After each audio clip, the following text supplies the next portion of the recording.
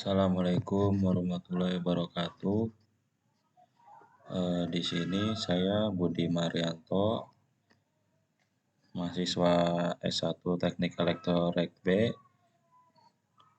ingin mempresentasikan tentang ujian akhir sistem kendali distribusi dengan dosen pengampu Ibu Seta. Nah, pertama, mengapa dalam sistem DCS diperlukan sistem keamanan komunikasi data, di mana sistem DCS ini menghubungkan banyak sensor, aktuator, dan controller melalui jaringan komunikasi, sehingga sistem keamanan menjadi sangat penting. Nah, alasan utamanya itu mencegah akses tidak sah, di mana melindungi sistem dari pihak luar yang dapat mengubah atau merusak data proses. Menjaga integritas data, data sensor harus akurat agar keputusan kontrol tidak salah.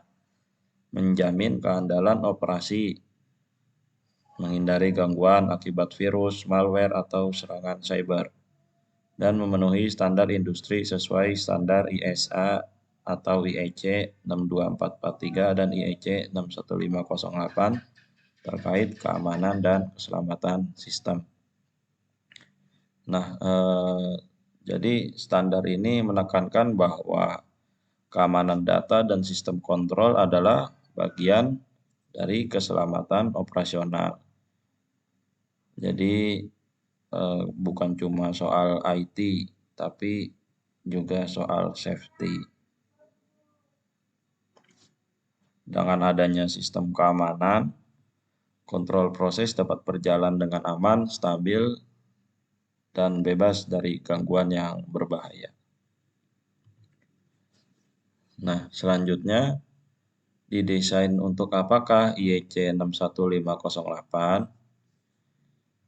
IEC 61508 itu standar internasional tentang keselamatan fungsional untuk sistem elektrik, elektronik, atau programmable elektronik yang digunakan pada industri berisiko tinggi. Tujuan utamanya memastikan sistem dapat beroperasi dengan aman saat terjadi kegagalan, mengurangi risiko kecelakaan industri, menentukan tingkat keandalan sistem melalui Safety Integrity Level SIL. Penerapan dalam DCS digunakan untuk merancang Safety Instrumented System, sistem keselamatan bekerja independen dari kontrol utama. Contohnya fungsi emergency shutdown, trip system, dan proteksi proses. Jadi IEC 61508 ini memastikan sistem kontrol tidak hanya berjalan, tetapi juga gagal dengan cara yang aman. Jadi intinya itu bukan soal sistemnya tidak pernah rusak, tapi bagaimana sistem tetap aman ketika terjadi kegagalan.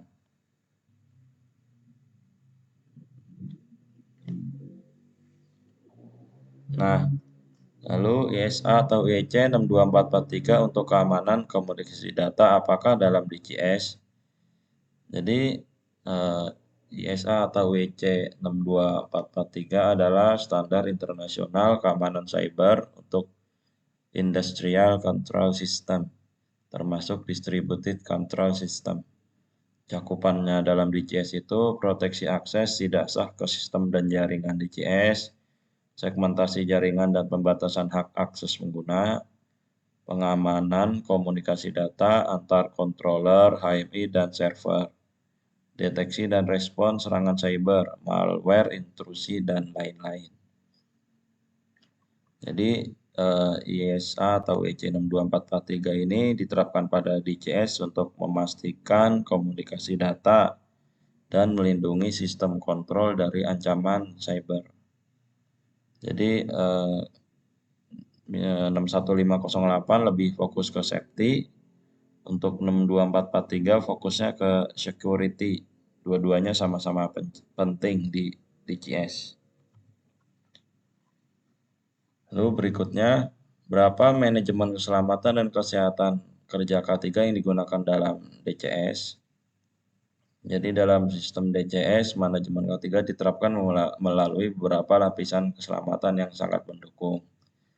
Penerapan K3 dalam DCS, Safety Instrumented System atau SIS, memonitor kondisi berbahaya dan melakukan tindakan otomatis saat terjadi abnormal.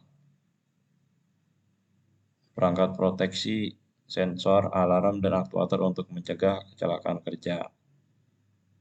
Standar keselamatan internasional mengacu pada IEC 61508 dan IEC 61511, khususnya industri proses. Monitoring dan logging real time digunakan untuk evaluasi dan audit K3. Level keselamatan SIL 1 sampai SIL 4. Jadi semakin tinggi SIL-nya, semakin ketat persyaratan keselamatan dan keandalannya. Jadi manajemen K3 dalam DCS ditentukan oleh tingkat SIL ini. Bukan jumlah tetap dan dirancang untuk mengurangi risiko kecelakaan kerja secara sistematis. Jadi di DCS itu K3 itu tidak berdiri sendiri, tapi sudah menyatu dengan sistem kontrol, safety, dan standar internasional. Lalu berikutnya, jelaskan manfaat ISO 45001 manajemen keselamatan dan kesehatan dalam DCS. Jadi ISO 45001 itu adalah standar manajemen keselamatan dan kesehatan kerja K3 yang berfokus pada sistem manajemen organisasi, bukan teknis kontrol seperti IEC atau ISA. Manfaat ISO 45001 dalam penerapan DCS menjamin keselamatan kerja. Operasi sistem DCS dirancang agar aman bagi operator dan teknisi, mengurangi risiko kecelakaan kerja. Risiko dari proses berbahaya dapat diidentifikasi dan dikendalikan. Mendukung prosedur operasi aman. Penggunaan DCS mengikuti SOP yang jelas dan terstandarisasi. Meningkatkan kesadaran K3. Operator memahami cara kerja sistem dan potensi bahayanya. Mendukung kepatuhan regulasi, membantu perusahaan memenuhi aturan K3 nasional dan internasional. Jadi ISO 45001 ini fokusnya pada manajemen K3 dan budaya keselamatan. Kalau IEC 61508, IEC 61511, ISA atau IEC 62443 fokusnya pada teknis sistem kontrol dan keamanan.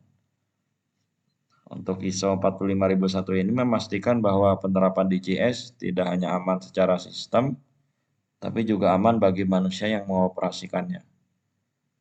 Jadi kalau IEC dan ISA itu ngurus mesinnya, ISO 45001 ini ngurusin manusianya atau manpower. Ya, mungkin sekian dari presentasi saya. Kurang lebihnya mohon maaf. Wassalamualaikum warahmatullahi wabarakatuh.